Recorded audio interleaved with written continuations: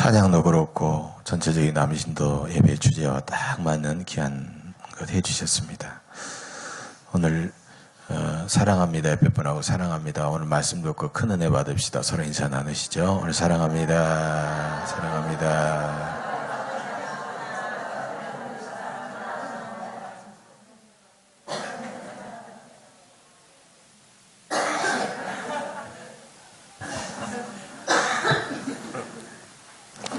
오늘은 우리 교단 전국교회가 함께 지키는 남신도의 주일입니다. 우리 남신도회 각 교회 남신도 회원들이 사랑으로 하나 되어서 교회를 겸손히 섬기고 또 남신도회가 더욱 새로워져서 세상의 빛과 소금이 되고 하나님의 귀한 사역에 아름답게 쓰임받는 복된 남신도회가 되시기를 간절히 바랍니다.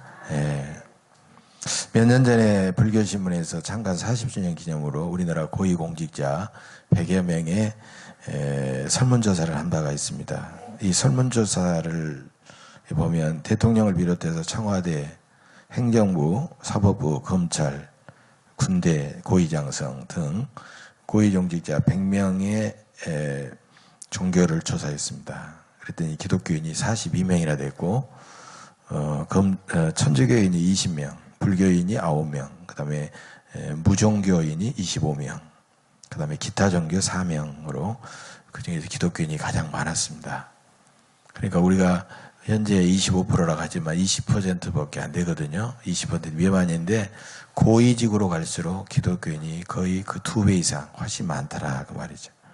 근데 몇 년 전에 설문조사와 비교해 봤더니 기독교인은 40% 그대로였고 천주교인이 오히려 조금 늘었고 불교인이 조금 줄었습니다. 우리나라 기독교인 고위 공직자들의 비율은 40%이지만 우리가 신교라고 하는 우리 개신교와 구교라고 하는 천주교를 합치면 62%나 됐다는 거예요. 여러분 우리나라 고위 공직자 신구교가 62%다. 상당히 좀 기분 좋고 자랑스러운 일이겠지만 공직자들 사이에서 부정부패 갈수록 규모도 커지고 교묘해지고 그런 것을 보면 너무나도 한심하고 참 씁쓸한 그런 일이죠. 여러분 기독교인이 많아지면 사회가 더 깨끗하고 부정부패도 점점 줄어들어야 되는데 그렇지 않은 그 원인이 뭘까? 그것은 바로 가장 큰 이유는 기독교인들이 자신을 기독교인이다라고 이야기를 해도 그들이 믿음이 전혀 행함이 없는 믿음을 가졌다라고 그렇게 말할 수 있습니다. 오늘 보면 17절 보십시오. 행함이 없는 믿음은 그 자체가 죽은 것이라 이렇게 말했어요. 수많은 기독교인들이 행함이 없는 죽은 믿음을 가졌기 때문에 믿음이 있노라 이야기하고 또 저 사람이 기독교인이라고 아는데도 실제로 삶 속에서는 전혀 행함이 없이 부정부패에 휩쓸리고 부정부패에 말려들고 오염되고 그렇게 살아가고 있다는 거예요. 오래전에 어떤 기독교 신문에서 기가 막힌 기사를 본 적이 있습니다. 어떤 장로 회계, 아마 기독교 신문 기자도 좀 얄궂은 사람 같아요. 이 부분을 어떻게 해서 기자 수첩이라고 해가지고 박스로 이렇게 기사를 쳤어요. 어느 서울의 강남은 잘 사는 지역이죠. 강남의 어느 대형 교회 노예에서 선교 기금을 많이 비축했는 바입니다. 근데 그 선교 기금이 100~200만 원이 아니고 아마 거의 억대 되는 엄청난 선교 기금을 조성을 했어요. 그런데 노예 선교부에서 그 선교 자금을 횡령한 사건이 있었습니다.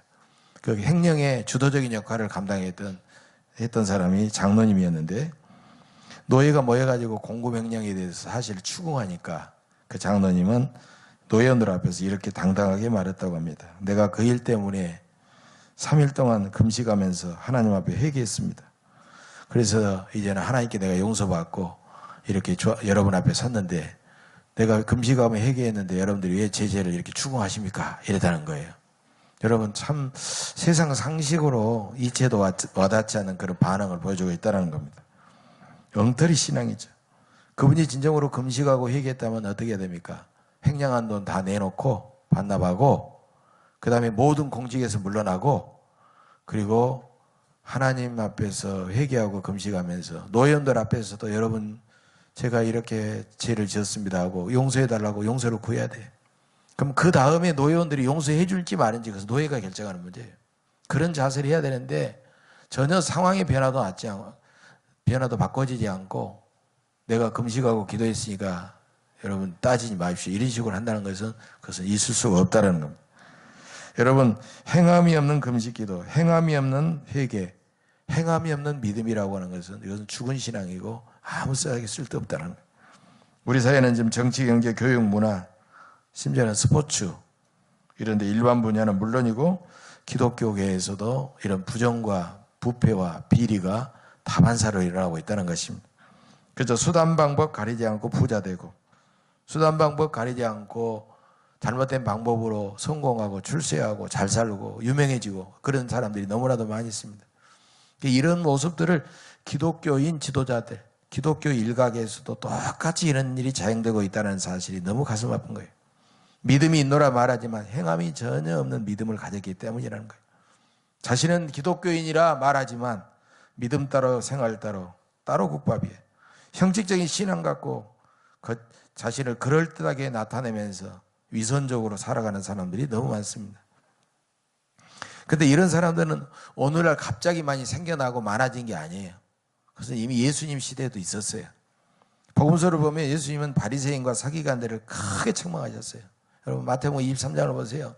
한 장에 걸쳐서 그 당시 종교 지도자들인 바리새인, 서기관들, 종교학자, 율법학자, 장로 이런 사람들에 대해서 예수님께서는 강하게 책망하고 계십니다. 화 있을진저 외식하는 바리새인이여 회칠한 무덤 같으니 겉으로는 아름답게 보이나 그 안에는 죽은 사람의 뼈와 모든 더러운 것이 가득하도다. 그들은 하나님을 다른 사람보다 가장 열심히 믿는 것 같았지만 실제로 생활을 들여다보면 그들의 행동과 삶은 전혀 그렇게 살지 않았다는 거예요. 그래서 예수님은 제자들에게 이렇게 말합니다. 너희는 그들이 말하는 바는 행하고 지키되 그들이 하는 행위는 본받지 말라. 그들은 말만 하고 행하지 않느니라. 예수님이 제자들에게 가르치신 내용입니다. 말만 하고 행하지 않는 믿음, 행함이 없는 믿음의 그 믿음이 가장 큰 문제라고 하는 것입니다. 그래서 오늘 본문에서도 행함이 있는 믿음을 계속 야고보는 강조하고 있다는 것이에요. 그런데 여러분 사도 바울은요 로마서나 갈라디아서라는 이 중요한 서신에서 믿음을 굉장히 강조합니다. 오직 믿음으로 말미암아 구원받는다. 믿음으로 말미암아 구원받는다. 또 로마서 1장 17절에 보면 오직 의인은 믿음으로 말미암아 살리라. 또 로마서 3장 28절에도 사람이 의롭다 하심을 얻은 것은 율법의 행위에 있지 않고 믿음으로 되는 줄 우리가 인정하노라. 그러니까 행위와 율법을 비교하면서 행위가 아니라 믿음으로 된다라고 말하고 있고 갈라디아서 2장 16절에서도 율법의 행위로서는 의롭다함을 얻을 육체가 없느니라. 아예 행위를 이제 여기서는 그냥 부정하고 있는 듯하게 들려지고 있습니다. 그런데 오늘 본문 14절에 보면 내 형제들아 만일 사람이 믿음이 있노라 하고 행함이 없으면 무슨 유익이 있으리요. 그 믿음이 능히 자기를 구원하겠느냐. 사도 바울은 갈라디아서와 로마서에서 믿음으로만 구원받고 믿음으로만 의롭게 되고 믿음으로만 된다고 했는데 그러면서 행위나 율법을 이렇게 부정한 듯하게 말하고 있는데 오히려 야고보는 믿음이 능히 자기를 구원하겠느냐. 여러분 성경은 똑같은 성경입니다. 성경이 앞뒤가 모순되는 주장을 할 수가 없어요. 성경은. 그런데 이렇게 사도 바울과 야고보의 주장이 왜 이렇게 서로 다르고 모순될까요? 그런데 오늘 본문 21절을 보면 여러분 아브라함이 행함으로 의롭다 하심을 받았다 이렇게 말했어요. 그러니까 행함으로 의롭다함을 받았다는 것은 믿음을 배제하는 말이 아닙니다. 만약에 행함으로만 믿음을 의롭다함을 받았다 그러면 행함만이기 때문에 믿음을 배제하는 겁니다. 즉 사람이 믿음으로 의롭다 하심을 받는다는 진리를 부정하지 않고 있다는 사실. 오늘 본문의 문제는 믿음이냐 행함이냐 이 둘 중에 하나를 선택하라 이런 양자택일의 문제가 아니라는 거예요. 참된 믿음에는 어느 하나를 선택하는 것이 아니라 참된 믿음에는 반드시 행함이 따라와야 된다라고 하는 상호 보완의 관계 차원에서 이야기하지 양자택일의 관계에서 이야기한 것이 아니라는 겁니다. 여러분 이처럼 행함과 믿음과 행함은 서로 분리될 수가 없다라는 것입니다. 참된 신앙은 단순한 이론이 아닙니다. 참된 신앙은 내가 지적으로 동의하는 것으로 끝나는 게 아니에요. 내가 말하는 것으로 끝나는 게 아니에요. 전적인 신뢰와 함께 행함이 따라가야 된다는 것입니다. 여기에는 네 가지 중요한 원칙이 있습니다. 첫째로 믿음만 중요하지 행함은 필요 없다라는 주장할 수 있는데, 이것은 옳지 않은 주장입니다. 어떤 사이비 집단, 구원파 같은 그런 사이비 집단에서는요, 믿음만 너무 강조해요. 그래서 믿으면 된다. 네가 언제 네가 회개하고 너 구원받았다는 것을 네가 믿으면 네가 앞으로 네가 죄를 지어도 너는 천국 갈 수 있다. 이런 식으로 믿음만 너무 강조하는 겁니다. 행함에 대해서는 강조하지 않아요. 네가 어떻게 살았느냐 그건 강조하지 않는다는 거예요. 그러니까 믿음만 있으면 너는 무조건 앞으로 천국 가고 너는 남에게 빚을 졌어도 빚 안 갚아도 된다. 이렇게 극단적으로 주장하고 있다는 거예요. 여러분, 믿음을 강조하고 행함을 무시하는 신앙은 대단히 위험한 신앙이라는 것입니다. 두 번째로, 반대로 행함만 중요하지 믿음은 필요 없다라는 그런 주장도 옳지 않습니다. 행함을 너무 강조하다 보면 믿음과 은혜가 약화되면서, 아니 거의 사라지면서 인간 중심적인 신앙, 인본주의 신앙, 그 다음에 자기 공로주의 신앙에 빠져버리기 쉽다는 거예요. 행함이 중요하진 하지만 믿음과 은혜에서 나오는 행함이 아니라면 그 신앙은 대단히 위험할 수 있다는 것입니다. 중세기 유명한 중세기 스콜라 철학이라고 하는 유명한, 이건 대부분의 신학인데요, 이 철학의 교부라고 할 수 있는 토마스 아퀴나스라는 유명한 신학자가 있어요. 이분은 이런 말을 했습니다. 사람은 행함이 있는 공로로 구원을 받지만 하나님의 은혜가 아니면 절대로 그 공로를 세울 수가 없다, 그런 말을 했습니다. 그러니까 하나님의 은혜를 빼놓고 자기가 생각하는 공로를 세워서 나 구원받는다, 이건 필요 없다는 거예요. 그러니까 믿음과 은혜를 무시하고 행함만, 자기 공로만 강조하는 것은 대단히 위험한 신앙이다라는 것입니다. 세 번째로, 행함이라는 잣대로서 믿음을 판단하는 것도 잘못된 신앙입니다. 행함은 외형적으로 나타나는 겁니다. 눈에 보이는 겁니다. 믿음은 내면적인 거예요. 하나님과 우리와의 관계를 말하는 겁니다. 그런데 사람들은 교회 출석이라든가 기도 생활이라든가 헌금 생활이라든가 찬송 생활이라든가 이런 눈에 보이는 행동으로서 쉽게 그 사람의 믿음을 판단해 버릴 수가 있어요. 그래서 그 사람이 막 기도를 열심히 하고 막 예배도 열심히 나오고 막 방언도 하고 그러면 그 사람 믿음 대단해, 그러면서 막 그 사람의 믿음을 이렇게 평가할 때가 많습니다. 예수님은 옥합을 깨뜨린 여인과 연복궤에다가 자기 생활비 전부를 드린 여인을 예수님은 칭찬하셨습니다. 그러면 옥합을 깨뜨렸다는 그 행동을 칭찬한 것입니까? 그게 아니에요. 헌금을 드렸다는 그 행위를 칭찬하십니까? 그게 아니에요. 눈에 보이는 것으로 칭찬한 게 아니에요.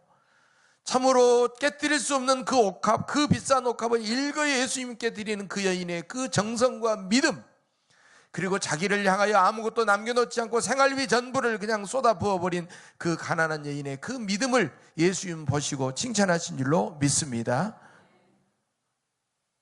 그래서 겉으로 보이는 행동으로 그 믿음을 평가하고 판단하는 것은 상당히 곤란하다는 게, 잘못된 것이다라는 거예요. 네 번째로, 가장 큰 잘못은 어떤 거냐? 절망해버리는 겁니다. 사람들이 내가 이렇게 살아야지 저렇게 살아야지 강하게 결단하지만, 그리고 행동하지만 사흘을 넘기지 못하고 옛날 생활로 되돌아옵니다. 작심삼일이 되어버립니다. 그러면 실패하고 습관이 반복되면은 기도하는 사람이라면 절망하기 쉽습니다. 나는 구제불능이야. 나는 하려고 해도 안 돼. 사흘을 못 넘겨. 그러면서 에라 모르겠다 하면서 그냥 죄악에 빠져가지고 그렇게 살아가 버리는 사람들이 너무나도 많습니다. 그러면 가장 좋아할 대상은 마귀겠죠. 마귀는 그러면 이겼다고 가장 좋아하고 박수를 칠 겁니다. 그러면 여러분은 자신의 믿음과 행함을 자기 기준으로 판단하고 평가하지 마십시오. 나는 여전히 부족하고 나는 여전히 하나님 앞에 넘어지지만 그럼에도 불구하고요, 천부의 의지 없어서 손들고 옵니다. 넘어져도 또 나오고 넘어져도 또 나오고 자기 행실을 고치면서 내가 이렇게라도 신앙생활하고 이렇게라도 살아가는 것은 하나님의 은혜입니다라고 감사하면서 최선을 다해서 살아가시길 간절히 바랍니다. 여러분, 예수 믿어 구원받는다는 교리는 기독교 복음의 기본입니다. 구원받으려면 믿음은 꼭 필요하지만 일단 구원을 받았으면 구원받은 자답게 당연히 선한 행실이 따라와야 된다는 것입니다. 좋은 나무가 좋은 열매가 열리듯이 좋은 믿음의 사람에겐 좋은 행실의 열매가 열리게 될 것입니다. 참된 믿음은 행함이 따르고 참된 신앙은 참된 삶으로 증거하기 때문입니다. 이것이 오늘 본문의 핵심의 내용입니다. 오늘 본문은 이것을 주장하려고 두 사람의 예를 들고 있어요. 첫째로 우리 믿음의 조상 아브라함을 들고 있습니다. 다른 사람은 여리고성의 기생 라합입니다. 이거 본문 이후에 나오고 있는데, 먼저 아브라함은 하나님께서 독자 이삭을 제물로 바치라고 명령하시자 그는 하나님을 온전히 믿었기 때문에 그는 조금도 주저하거나 머뭇거리지 아니하고 그대로 순종을 했습니다. 행함이 따라왔던 것입니다. 아브라함의 믿음은 그 순종과 그 행함을 통해서 비로소 온전해졌다는 것입니다. 아브라함은 아들을 바치는 행동으로 자기 믿음을 하나님 앞에 증거함으로써 의롭다 하심을 얻게 되었다는 것입니다. 또 여리고성의 기생 라합은 비록 천한 기생의 몸이었지만 여호와를 참되신 하나님으로 그는 굳게 믿었기 때문에 이스라엘의 정탐꾼들을 용감하게 숨겨주었습니다. 기생 라합의 그런 믿음의 행동 때문에 여리고성이 다 멸망할 때 기생 라합과 그의 가족들은 모두 다 구원을 받게 되었던 것입니다. 우리에게도 행함이 있는 믿음 행동으로 나타나는 신앙이 참으로 중요합니다. 행동하는 믿음으로써 하나님께 의롭다고 인정을 받습니다. 오늘 본문 19절을 보면 귀신들도 하나님은 한 분이심을 믿고 떤다고 본문에 기록되어 있어요. 그런데 귀신들은 절대로 하나님의 말씀에 순종하는 법이 없습니다. 하나님의 말씀을 따르는 법이 없습니다. 그들은 믿고 떨기는 하는데 따르지를 않습니다. 그래서 야고보서 2장 26절에서도 영혼 없는 몸이 죽은 것 같이 행함이 없는 믿음은 죽은 것이라고 분명히 말하고 있습니다. 말만 하고 행동하지 않는 신앙은 거짓 신앙이요 죽은 믿음이라는 것입니다. 여러분, 예수님께서도 일찍이 산상수훈 마지막 마태복음 7장 21절에서 나더러 주여 주여 하는 자마다 다 천국에 들어갈 것이 아니요 다만 하늘에 계신 내 아버지의 뜻대로 행하는 자라야 들어가리라 라고 말씀하셨습니다. 여러분, 우리가 천국에 들어가는 조건은 우리의 생각, 우리의 마음, 우리의 믿음, 우리의 말이 아니라 하나님 아버지의 뜻을 행하는 것이 바로 천국에 들어가는 길이다라고 말씀하고 있습니다. 또 예수님은 마태복음 25장 31절 이하에서 예수님이 주시는 어록 중에서 마지막 어록이 바로 이 어록입니다. 26장부터는 바로 예수님이 십자가 사건으로 이어집니다. 세상 끝날 때 사람들을 하나님이 심판하실 때 목자가 양과 염소를, 양은 오른편에 염소는 왼편에 나누듯이 하나님께서도 오른편에 양과 같은 사람들을 가르시고 왼편에 염소와 같은 사람들을 두신 다음에 양과 같은 사람들에게는 칭찬하시며 영원한 생명을 주시고 염소와 같은 사람들에게는 저주하시며 영원한 죽음을 그들에게 허락해 주셨습니다. 그 양쪽을 기준하는, 구분하는 기준이 뭐냐? 믿음이 아니었어요. 그들의 말이 아니었어요. 그 기준은 지극히 작은 자 하나에게 선행을 했느냐 하지 않았느냐, 오직 그것이 기준이었다는 사실입니다. 여러분도 천국에 가고 싶으십니까? 하나님께로부터 천국의 상급을 받고 싶으십니까? 이 시간부터 세상 사람들이 멸시하는, 내가 봐도 가장 지금 작은 자라고 생각하는 그 작은 자 하나에게 다가가셔서 선한 일을 행하시기를 간절히 바랍니다. 하나님은 우리에게 수많은 계명들을 주셨습니다. 열심히 기도해라, 서로 사랑해라, 가르쳐라, 구제해라, 헌금하라, 봉사하라, 열심히 전도해라. 이런 계명들을 우리는 성도들끼리 교회 안에서도 열심히 행해야 되지만 세상에 나가서 믿지 않는 사람들 가운데서도 더 열심히 선한 일에 힘써야 될 줄로 믿습니다. 지금까지 한국교회 교인들은요, 남을 도와주고 구제할 때는 그 예수님의 말씀에 따라서 오른손이 하는 것 왼손이 모르게 은밀하게 하라 그랬어요. 이것은 알고 보면 특히 한국 사회에는 의미 있어요. 다른 사람이 도움을 받으면요, 괜히 그냥 자존심 상해요. 괜히 자기의 인격을 건드리는 것 같아. 어떤 사람은 도와준다고 하면 화를 내는 사람이 있어요. 당신이 나를 뭘로 보고 그러느냐고, 당신이 나를 도와준다고 하느냐. 그러니까 친구라고 할지라도 말을 못해요. 굶더라도 은밀히 가서 이렇게 도와주는 것은 그 사람의 자존심을 세워주고 인격을 세워주는, 그래서 이것은 예수님의 말씀도 있지만 한국 사람의 정서와 맞는 내용이다라는 거예요. 그런데 예수님께서 이 말씀만 하신 것이 아니에요. 마태복음 5장 16절, 바로 오늘 찬양대에서 했던 내용과도 관련되어 있어요.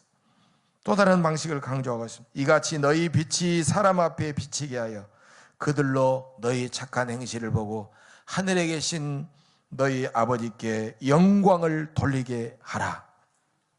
은밀하게 구제하고 사랑을 실천할 수도 있지만, 우리가 세상에 나가서 공개적으로 선한 일을 많이 행함으로써 세상 사람들이 그리스도인의 선한 행실을 보고 착한 행실을 보고, 아, 그리스도인이 우리 저렇게 좋은 일을 하는구나, 선한 일을 하는구나, 그들이 감동을 하게 되고 그들이 교회에 찾아 나오게 되는 그런 선교의 역사가 일어나게 된다는 것입니다. 이제는 은밀하게 하는 것도 중요하지만 투명하고 공개적으로 할 필요가 있다는 것입니다. 그래서 믿지 않는 사람들이 세상 사람들을 많은 헌금을 걷어가지고 큰 교회당 짓고 자기들이 먹고 살고 자기들이끼리 놀러가면서 즐기고 하는 것이 아니라 그것을 아끼면서 세상에 많은 선한 일을 하고 선교를 하고 많은 일을 하는 거나 그들이 느끼도록 해줄 필요가 있다는 것이에요. 여러분, 우리는 쉬지 않고 열심히 기도하고 열심히 모여서 예배하고 살아갈 뿐만 아니라 우리가 그렇게 기도하는 대로 예배드린 대로 진실하고 선하게 살아야 될 줄로 믿습니다. 우리는 이웃을 말로만 위로할 것이 아니라 불쌍히 여기고 다가가서 필요한 것들로 그들을 도와주고 구제해야 됩니다. 우리는 헌금도 인색한 마음보다는 기쁨으로 풍성하게 드려야 됩니다. 믿지 않는 이웃을 찾아가서 구체적으로 섬기고 사랑해야 됩니다. 자신을 악하게 대하는 사람들도 주님의 마음으로 온유하고 겸손하고 따뜻하게 대해야 됩니다. 자신은 손해보더라도 신앙과 양심에 따라 조금도 부끄러움이 없이 살아야 됩니다. 우리는 마땅히 예할 것은 예하고 아니오할 것은 아니오하고 우리는 분명하게 살아야 됩니다. 우리는 어떤 뇌물과 부정한 돈도 단호하게 아니면 거절해야 됩니다. 우리는 부정한 방법에 의한 명예와 성공을 부끄럽게 여겨야 됩니다. 바로 이것이 행함이 있는 귀중한 믿음인 줄로 믿습니다. 어떤 농촌교회에 종지기 장로님이 계셨습니다.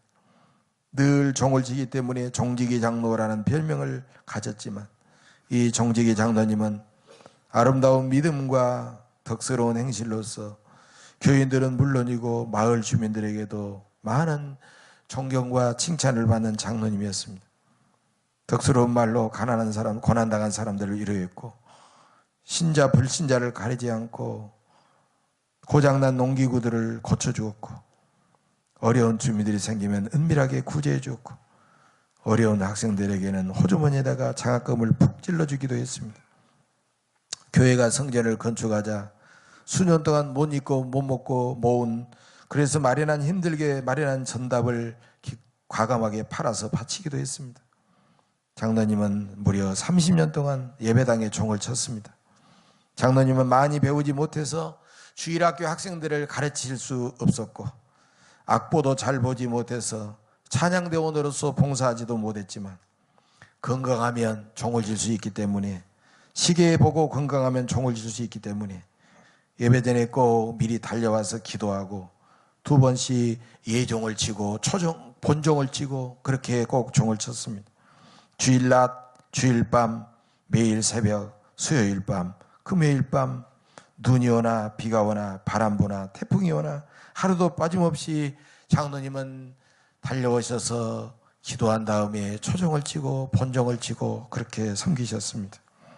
장로님은 85세가 되던 어느 날, 그날도 새벽 기도에 참석하셔서 새벽종을 치시고 새벽 기도회를 마치고 집에 다녀오시더니 부인 권사님께 여보 내가 뒷목이 좀 뻣뻣하요. 그래서 뒷목이 뻣뻣하다고 좀 자리에 눕는다고 말하시는 거예요. 그래서 자리에 이렇게 누우시더니 갑자기 막 숨이 가빠지는 거예요. 그리고 막 눈초리가 좀 이상해지는 거예요. 그러니까 권사님이 놀래가지고 목사님께 전화하고 교인들에게 전화하고 막 전화를 하는 겁니다.